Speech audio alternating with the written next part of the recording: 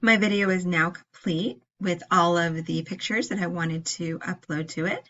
Now down here you can see that you can set the time for the amount that you would like for each slide to show. It goes up to about 40 seconds, so just depending on the music, if you have music, or depending on how long you'd like each slide to show, you can adjust that.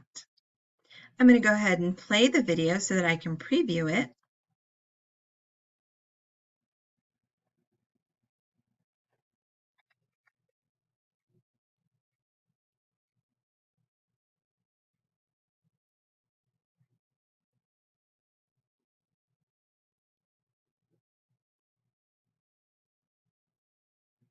At this time, I'm going to close it.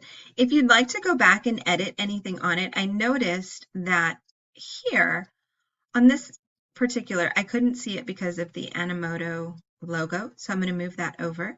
I'm going to go ahead and move this one over as well and maybe put it up here. You can just adjust.